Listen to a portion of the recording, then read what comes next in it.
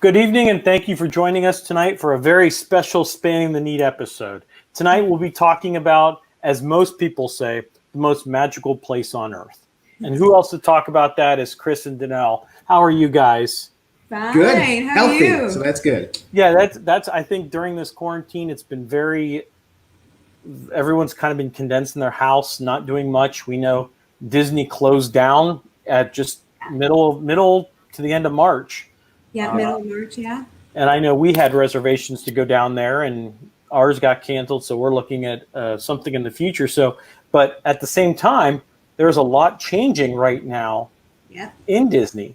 And we'll talk a little bit about that a little bit later, but I know people are kind of interested. It says, hey, we have two individuals here that work for Disney in different capacities. Yeah. Mm-hmm. So let's talk a little bit about that. So who wants to start on how they got started at that level? This is all her fault. So Yeah, so I actually got started by auditioning in Chicago. They actually were having a performer audition, so that's for like parades and shows and that. And I went to the audition at a ballet studio in Chicago, and 11 hours later, I was offered the job and asked to move down. So the process is pretty intense, but really cool experience all at the same time. So they kind of just have you all line up. You get to learn a dance combination from some of the very best, I guess we call them maintenance choreographers, but they're pretty much just show directors and people that create all sorts of choreographers. So choreography for most people. They teach you a number, a combination. You do it a couple times, practice a couple times. They bring in the casting folks, they watch you, and then they decide from that point on if they want you to continue on, move forward, or if they are good to go and say thank you, but it's time to go. I was fortunate enough to stay long enough for them to want to see maybe not just my dancing, but to see what my animation was like. So if I'm able to tell a story just through my physicality and my facials, if I'm able to tell a story with that, because sometimes when you're dancing along a parade route, you can't just stop and talk to people. So they need to see that you got to be able to do all that other stuff. So I did that, and we had about 300 people at my audition. And at the end, I think there was about 20 left. And we were asked and offered to come and move down from Chicago to Florida. So that's kind of how it was for me. So you're originally from Chicago. Yes. So and from what I'm getting is that that's a very intense auditions. Yes. Yeah. 11 hours. It's pretty intense in some aspects. So they're very sweet, very, very nice as you're going through it. Okay. But a lot of it is standing there, them just looking at you. They want to see that you have some kind of personality, obviously. Also, they're not necessarily looking for perfection. So yes, some of the dancers in that they want to be so spot on.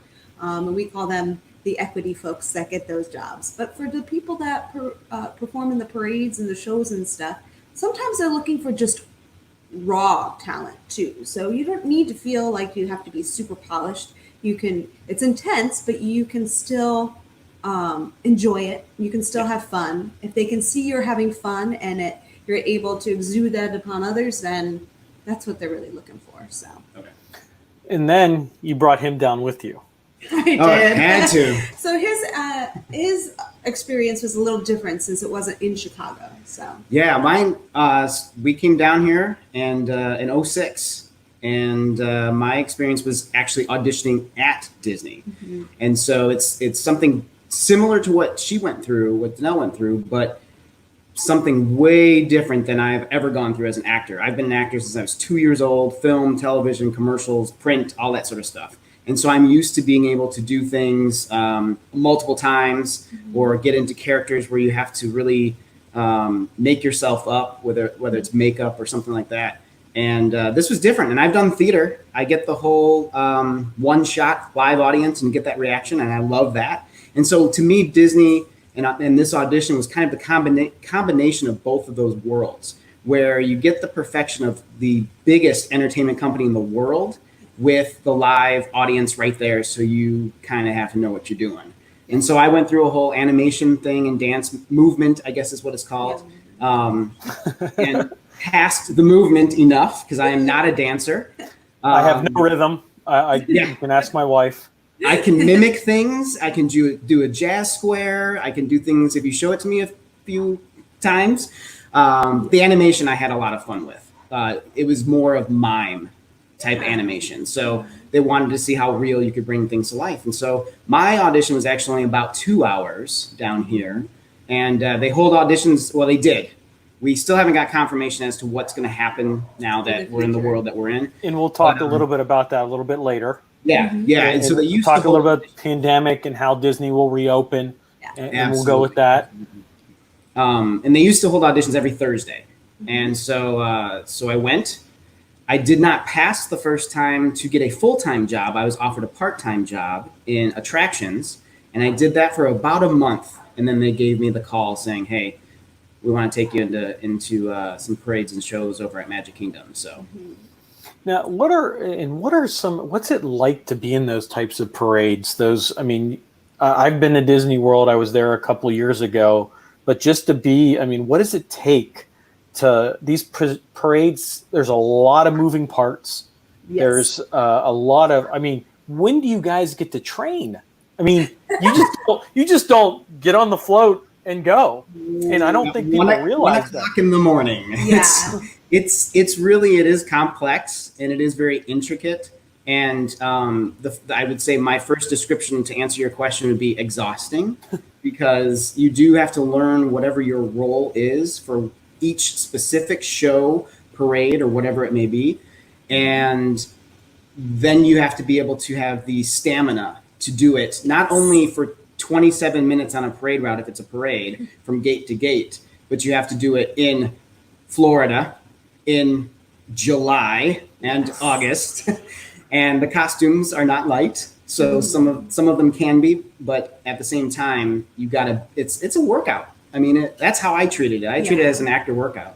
Yeah, it's you've got to build your stamina, and we'll get into a little bit about I think that later on with people returning now and getting back into the swing of things. But it takes a lot. But the cool thing is pretty much everybody that's there gets hyped up right before, and you almost you're dying of heat. You may be panting as you're out there trying to catch your breath, but you're on a high almost, where you're just enjoying seeing everybody super excited to see you. And it's a cool rush almost feeling, but it does take a lot of work. And the only time usually that Disney is closed, except for the last couple months, is at night. So that is when we train for a lot of things with across all of the parks, is just at night till usually from 10 p.m. till 6 a.m. 6 a.m. So and in that park of massive size, you're talking 3 to 4 parks. So you got probably 3 or 4 different, maybe 2 or 3 parades depending on what park you're at. Yeah. And then just the massive of cleaning up after patrons have been there. So you guys are kind of in there with all the lights on and no one's there. It's an abandoned place. We actually just talked about this today, where some of our friends have slowly started going back for different things. And so they've started posting pictures about, the castle has been upgraded, facelifted a little bit. And so they've been taking pictures and stuff, but the park is empty except for the cast members. And so it brings back the memories of the first couple times you go to rehearsal and you see that, it's creepy. It's just kind of like you're walking by things that are turned off, the water fountain. Yeah. Whereas once you get used to it, and I was there for 10 years and I had a rehearsal every year for multiple reasons, for different new shows, different roles, that sort of thing. And you kind of it's kind of peaceful. It's kind of cool to look at the castle and take it in, where you're not worried about the heat of the sun or people pushing, by or that sort of thing. So. Well, and I think it brings up the point is I guess it's a well-oiled machine then when you look at that. Mm-hmm. Yeah, it definitely takes scheduling, and it definitely takes the coordination of each department, each section to choreograph.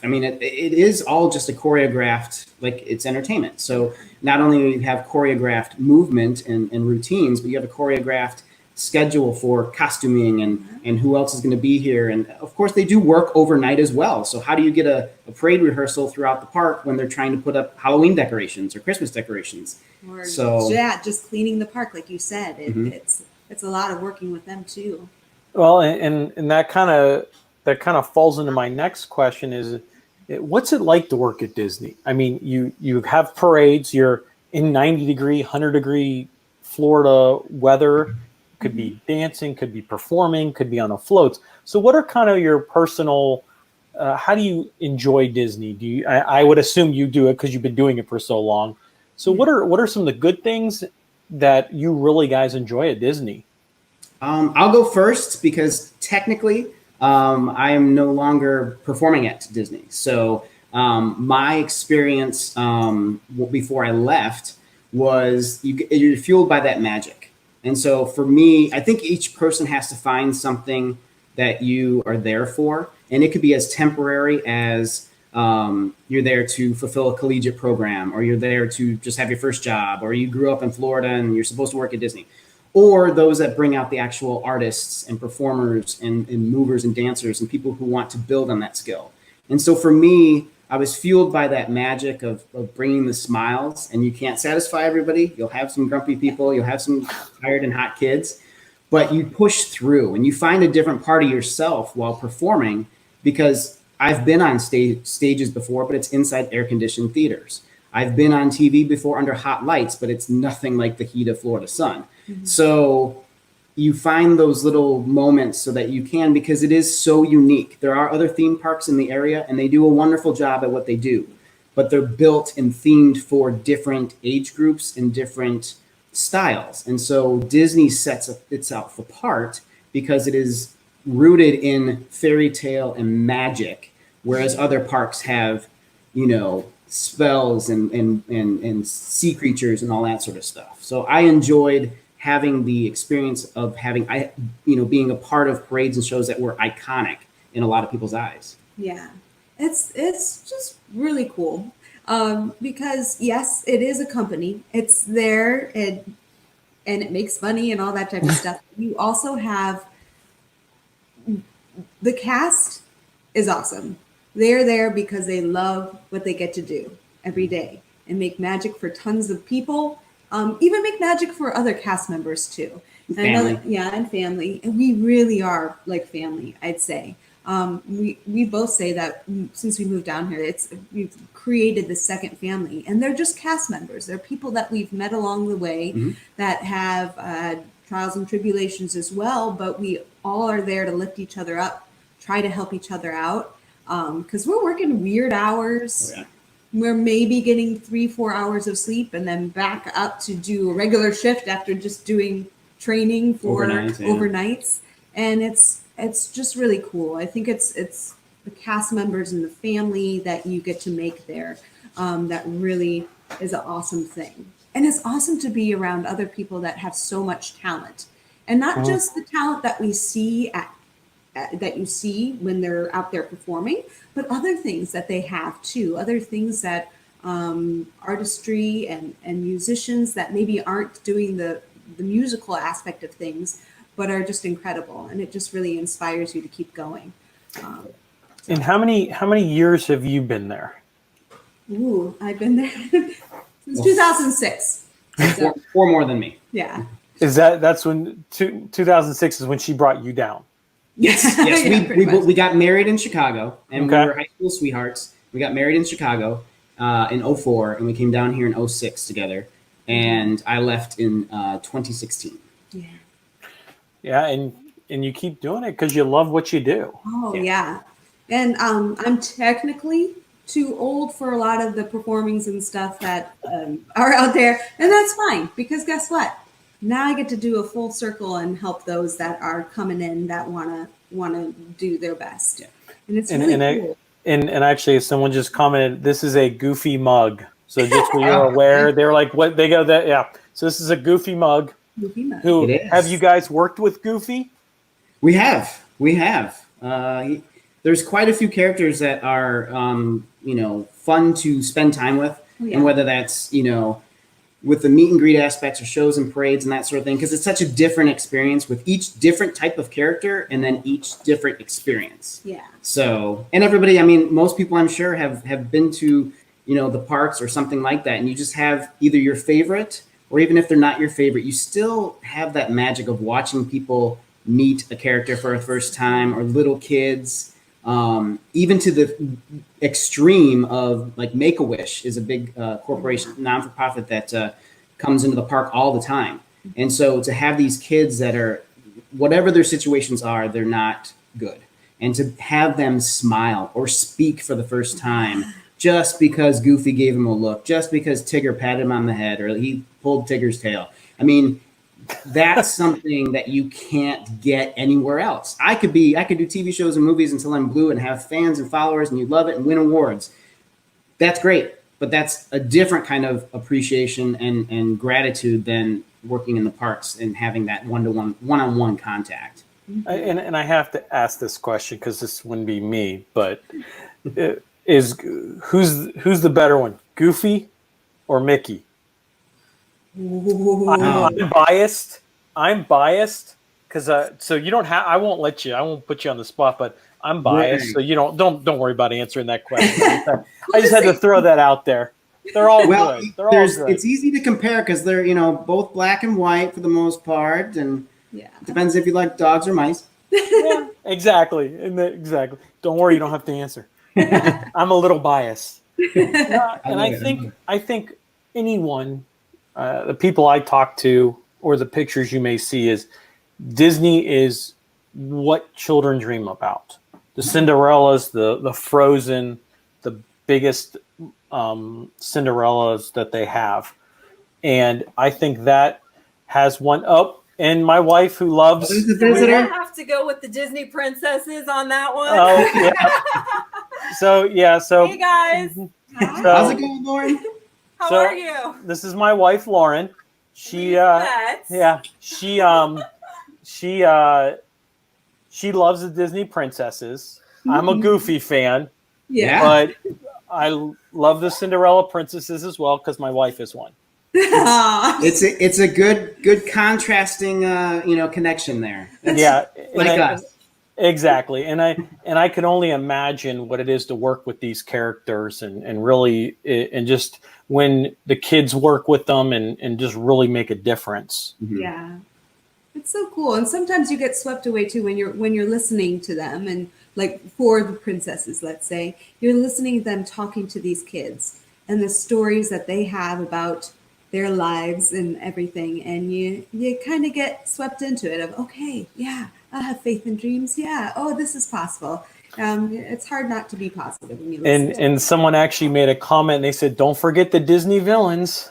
Oh, true. Yeah. We got to give them props. And I've got to admit, they almost get more props than some of the standard characters. And I think it's cool, not only whether you have your favorite character or genre of character or anything like that, but I love the fact that kind of like the times we're living in, I've noticed with my personal friends, like out in LA and some musicians I know and stuff, we're big fans of Evanescence, and they've done home shows, and other people that we know have created shows from their house. So it brings them more to their own public and fans.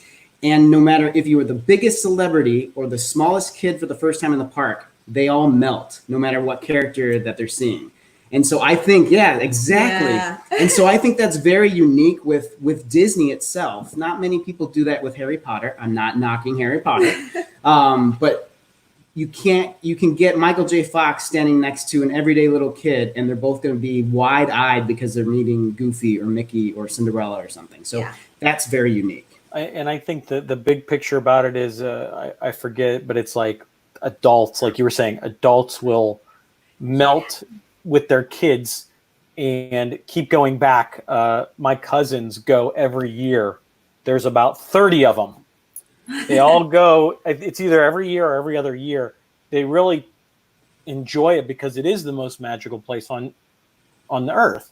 Yeah. And when Walt Disney if I recommend anyone to watch Walt Disney's biography on PBS, talks about how Disney got started, how Disney became in Florida. I recommend it. It's phenomenal. And I'm a Disney fan. Yeah. A lot of people are, but there's some really people that are really Disney.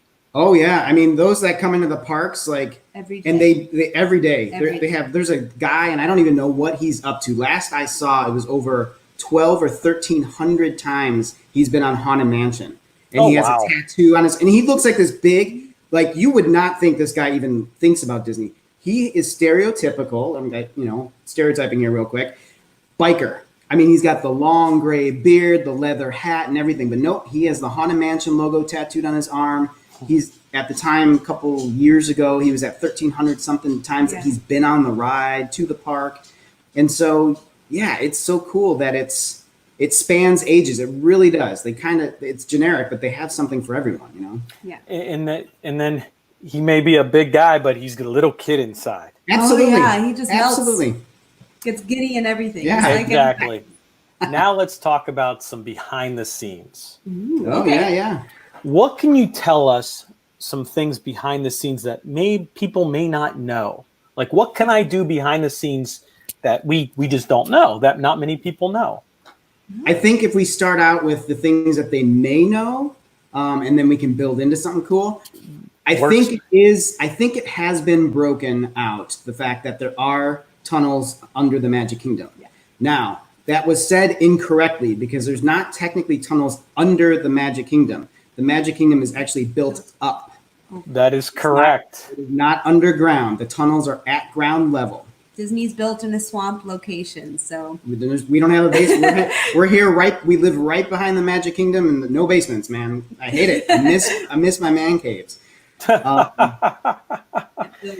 under. Yeah, so the tunnels are real, and they are for just so that you don't have to see the things that you don't want to see. The whole purpose of being at the park is to be out of reality. Yeah. So when you meet characters and that sort of thing, they don't reference what's happening. Cinderella doesn't know what a cell phone is, doesn't know what a car is. Mickey Mouse doesn't care what the headlines are for newspapers or what's on TV. We're taking you out of that. And so the utilidors, the tunnels, were built to bring things that you don't want to see, the garbage being taken out, that sort of stuff, and to get cast members from park to park. If you don't know, it's like a spoke on a wheel of different lands: Fantasyland, Frontierland, Liberty, Tomorrowland, all that sort of stuff. So the rule, I guess, is, here's your piece of inside information, is you're not supposed to see a Frontierland cowboy walking through Fantasyland because that's not his land to live in. So if he has to get to Fantasyland to do whatever he needs to do as an employee, how do you do that? So they have the tunnels. Yeah. That's an interesting thought, because you would think that where is everyone? Where is everyone when you first go? And you don't realize that the tunnel, Disney was built on top of tunnels. Yep. And an additional 50 feet above, and everything was built because of the swamp. Yep. Yeah. So what else can you tell us? There's a rumor going around that you can actually go in those tunnels and get a tour. Is that true? It is true. You can. You can definitely get a tour of it, and they'll take you into some parts so that if you really want to have the know about certain things, you can. It goes more into the history of Walt and how they built things, so you get to see some of the structural aspects of it and the plans that they had when they were creating it, which is really neat. And then they take you into some areas of where cast members are, so that you can see how it is. The biggest thing with any of that is to understand that the utilidor is really for function, right? It's to get to and from and everything like that. So it's not as frilly and beautiful, but it is functional and very cool still. It's still very awesome. And it's still definitely worth it if you wanted to take a tour to learn some stuff about Disney, like the castle. There's not one single brick or piece of stone making that castle. And I don't think a lot of people know that. Yeah. What else can you tell me about the castle? Oh, well, I don't know how many people know about the castle suite that's inside of there. Can I stay there? He's never heard about the castle suite. Doesn't want to stay in it at all. I fortunately was lucky enough to see it quite often. It's beautiful. It's made with all sorts of beautiful finishings and that. And it used to be for, which was really neat, for a year of a million dreams, where people would actually be chosen. They'd see them just walking around, and they would choose them to be able to stay the evening in the suite, which is really kind of cool. Yeah. Has like 2 beds in there, a beautiful hot tub, some other lovely things in there too. Right now it's not for sale, like you can't rent it out, my understanding is, and right now it's not really utilized very much, but maybe someday it'll be being utilized again soon. So, and it was kind of cool because the time that they were doing the year of a million dreams and would pick a random average Joe guest, a celebrity could have stayed in the night before, type of thing, where and it was with different perks where you got to stay in the park, but you also didn't see any of the magic. So you didn't have to worry about being bothered by the construction or if they were cleaning at night. It's all soundproofed and the windows are in directions where you can't see things. Yeah. And so, yeah. You'd always have a guest relations person ready to go whenever you needed something or wanted something. So it's really cool. So we're actually curious as to what they're going to do with it now, because it's still there. They're not going to get rid of it, I don't think. But I don't know what they're going to utilize, especially once things get back to whatever normal is going to be. There's a glass slipper up there. I can tell you that much. Oh, there is. Yeah, there is. Don't tell my wife that. She may go after it. I know. It's beautiful. Oh, and the craftsmanship to make the mosaic tile floor, even in like the elevator, is really, really cool. So, and actually behind the castle too, which is another behind the scenes, it's out in the open, but there's a Cinderella statue that sits behind the castle itself as you go into Fantasyland. And most people don't know this, is the fact that as an adult, you look at the Cinderella statue, it's beautiful. She's in her kind of rags. She's doing her cleaning of the floor and just sitting by the fountain type of thing. If you are a child of a certain height and you look up at the statue, she actually transforms from that perspective into what looks like a dress, and she's wearing a crown. Really? So that's some of the deep thoughts, and a lot of people go for the hidden Mickeys. There's a whole book on where the hidden. I heard about that. I when I was down there, I looked for them, but maybe I was either really hot looking for the water and tried to look for them. So explain a little bit about that. It's a game that Imagineers accidentally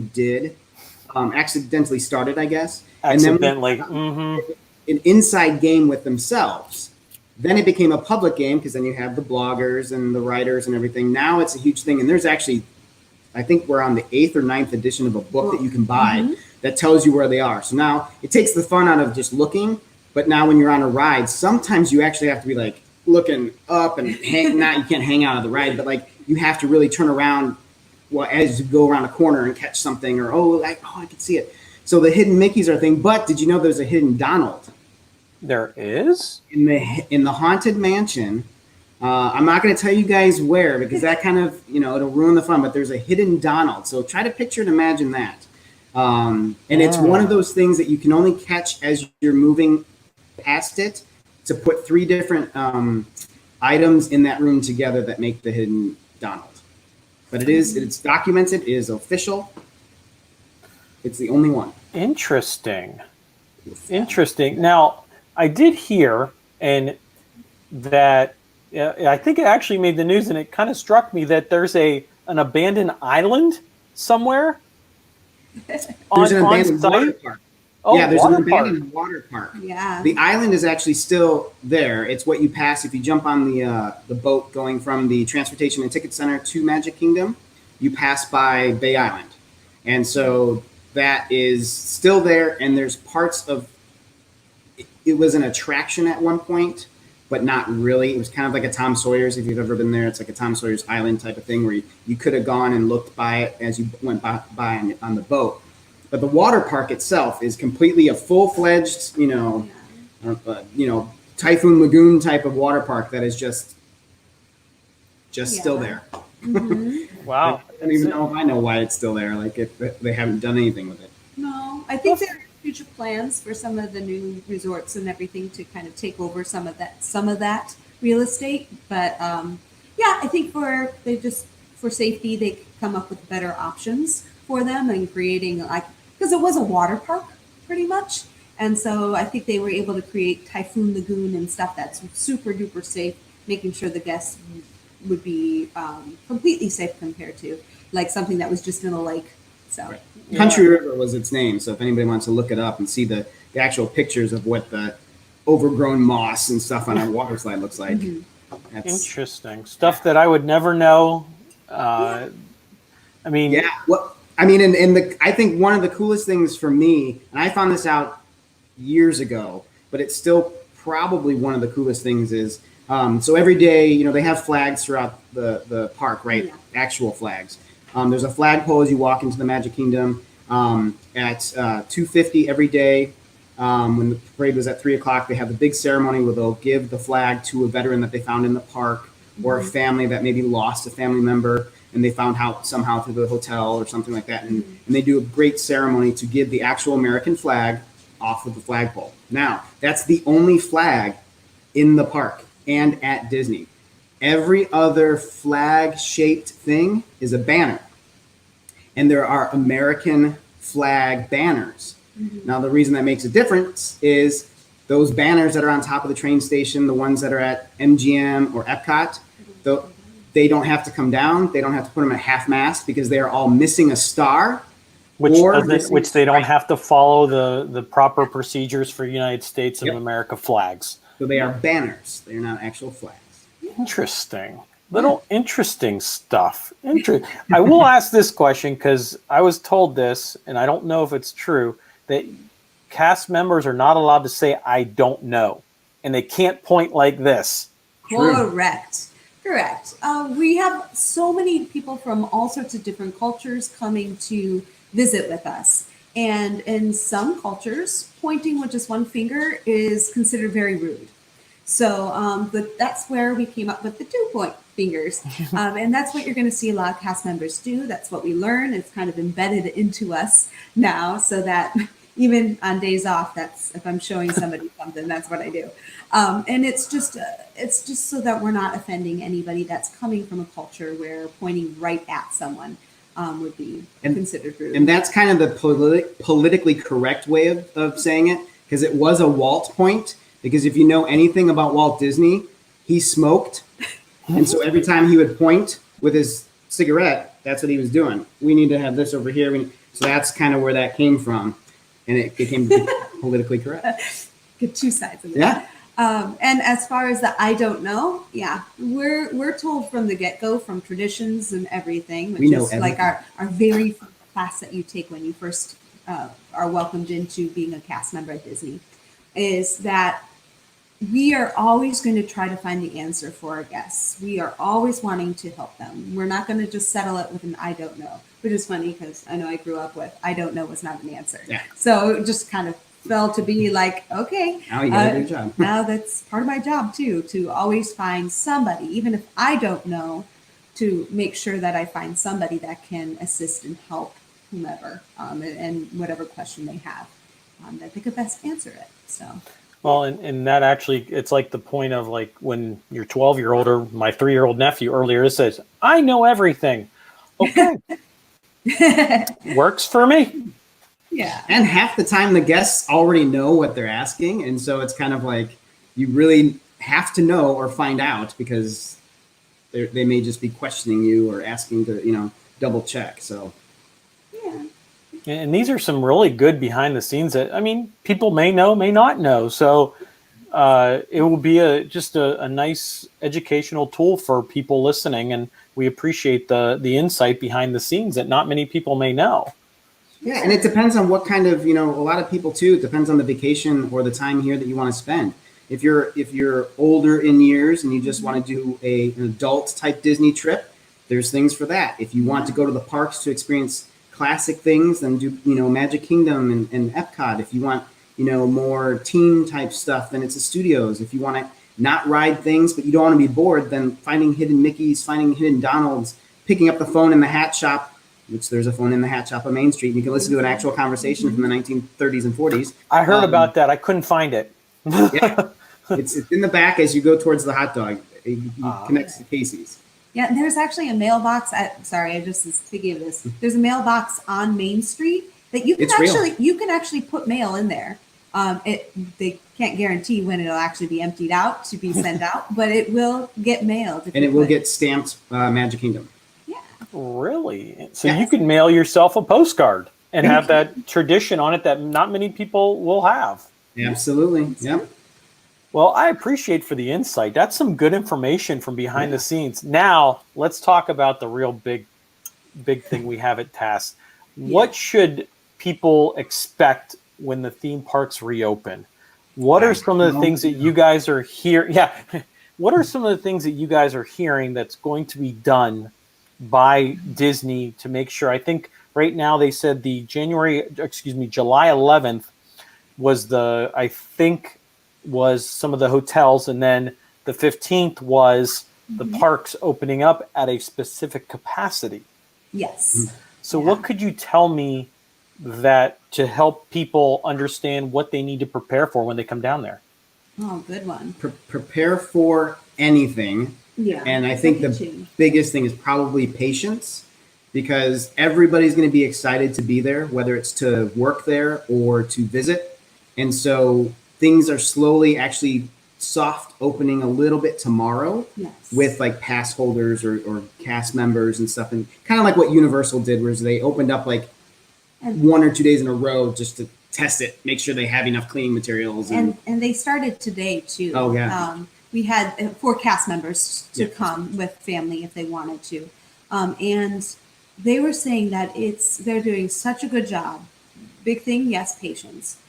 Expect that you will need to wear a mask. It's going to be hot, so cotton masks is always a plus, but safety is always the first priority. And if we can't guarantee that the safety of everybody or get close to it, then it's not going to work. So they are taking that very seriously, as masks are required. They have hand sanitizer stations everywhere throughout the park, is what the friends of mine that have gone today say. They're like, you turn around and there's another hand sanitizer for you to utilize. So please utilize that stuff. Oh, Helena. Oh, Helena's talking about Magic Music Days. Hi. We have, let's see, other things. There's going to still be tons of characters, the people, the ones that you love out there. It's just going to be different. We're not going to have and be able to, at least in this time period, to have the hugs and cuddles, or probably even the autograph books. It doesn't seem like autograph books are going to be a thing. So you may want to just not even worry about them. Put them away to save them for later, because they're going to be worth money later. But you still are going to have the opportunity. They're trying so hard to figure out ways to still have you at least have the chance to see our friends out there, have a chance to see a lot of the characters out there, still have a chance to dance along with some of the music and some of those fun shows. It's just a different type of show, but it's still they're trying their hardest to find new ways in which you can still enjoy your time there. So biggest thing, patience, understand they're trying hard not to create things where you're going to have lots of clusters of people and groups of people. So being mindful of whatever time you have for going to a ride, trying to be as timely as possible to that, so there isn't a big cluster of people. And be aware too that it is per reservations on a more business and set side. You do have to make reservations for the parks, not just the hotels. You have to sign up to go to one park. You won't be able to park hop, as what they say. So you say, I want to go to the Magic Kingdom. That's where you're going for the day. So if you say Epcot, that's where you're going for the day. So that's a little different. And I think it's going to be a retraining of the guests. It's definitely a retraining of the cast members.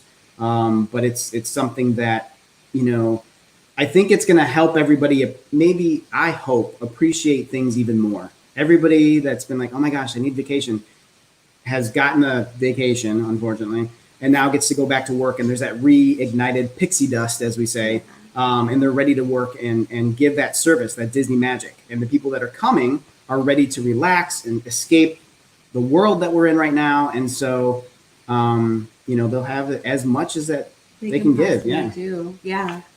So they're going to, so if you're saying that there won't be no more hopping from one park to another. Right now. For right now. Yeah. I think everything that I've read so far is pretty much through the end of the year. They're going to go through. They're going to do what they can, see how things progress. Gosh forbid that things don't get worse, and they can remain open and everything. Then through the rest of the year, it's going to be reservations, limited capacity. As they can open things more, they will. Same thing with cast members. Not everybody's going back right now, so you don't have as many cast members to serve you.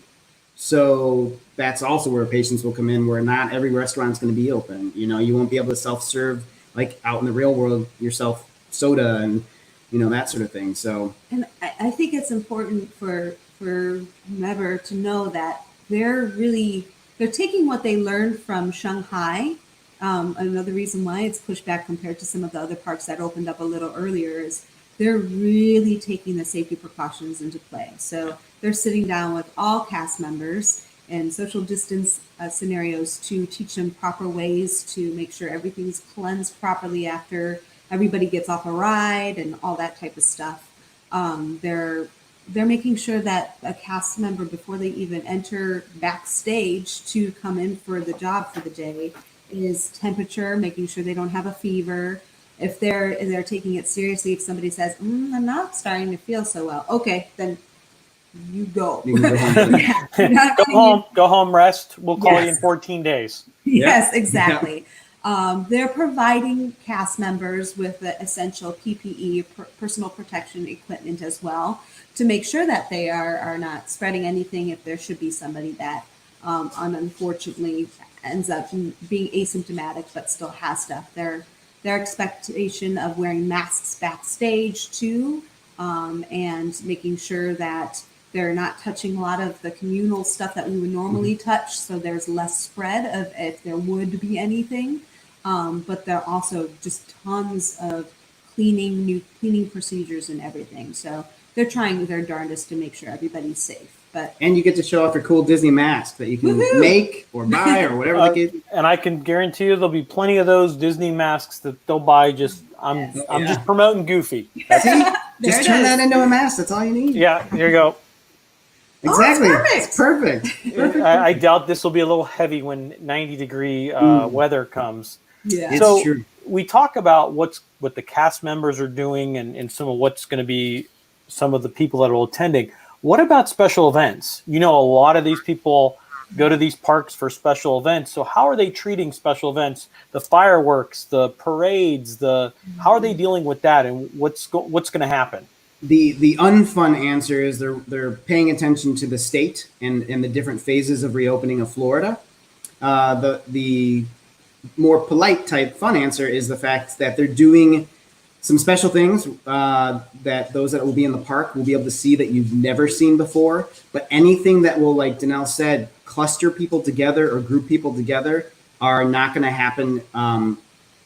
Again, my thing is that I've read on a couple of very reliable sources is through the end of the year, definitely through the fall, because they have officially technically canceled Halloween. Mickey's Not So Scary. Halloween itself is not canceled. Please don't let Halloween. But Mickey's Not So Scary Halloween parties at the Magic Kingdom are officially not going to happen. They haven't gotten into Christmas yet. They're going to have to think about it because this is the time where you would be in rehearsals for Christmas soon. There's some more behind the scenes, but yeah. So I think they're paying attention to the state, and their fireworks aren't going to happen. The Food and Wine Festival is being right now postponed. I haven't heard an official no, but we know some people that have gone to it or been in it and that sort of thing, and they're like, oh, I don't think it's happening, so they're not sure. So anything that would gather guests and not keep them moving is kind of nixed right now.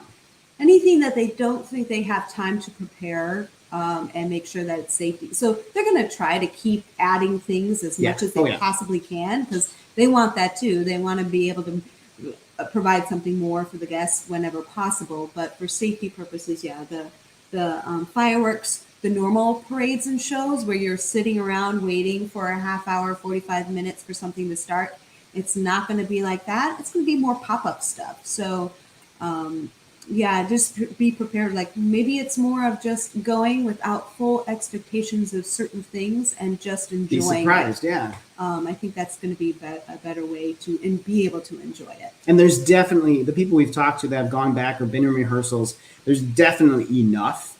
So Oh, it's yeah. not like you're going to miss. Neat. You know, if you miss the 3:00 parade, which I know it's not 3:00 anymore, it changed to something else. But if you miss the 3:00 parade, you miss it. Whereas now they're doing multiple things in different parts with different things and characters and everything else. Where I really don't think you can miss something. You know, you will be entertained even if you're not in line for your favorite ride. Yeah, but for the time being, those specialty things are on hold until they know they can do it safely and have that available to you guys. And I would expect that Disney is a first-class institution, that it will do things the right way. I mean, you go to like the fireworks show, the laser show on the castle, and the new techno over at Epcot. Anything, yeah. I mean, Round the World. I like Round the World. Oh yeah, me too. Go to Italy. I'm sold. Yay! Germany's good for me. Yeah, closest I can get. Yeah, exactly. But I appreciate you guys taking time. You got a couple minutes for a little Q&A?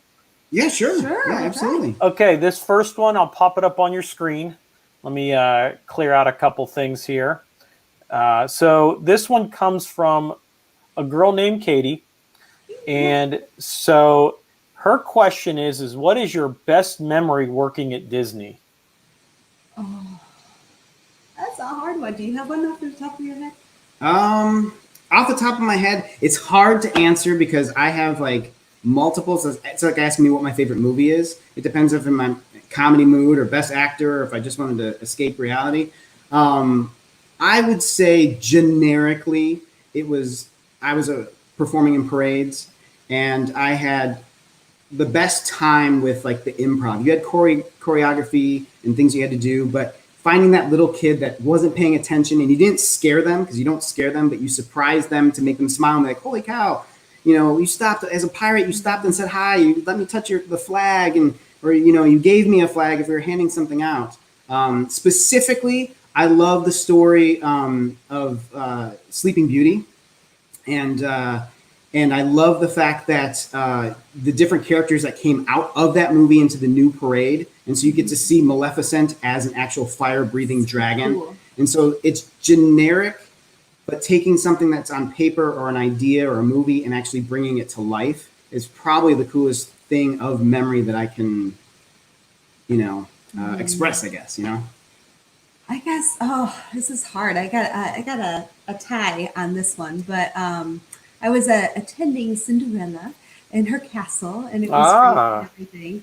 There happened to be a family reunion happening, and so you got the kiddos, and then you even had Grandma in her wheelchair, but she didn't want to be in the wheelchair for the picture with Cinderella. So they got her up, helped her up, got her next to Cinderella, and I just see her turn to Cinderella and said, I waited 30 years to meet you.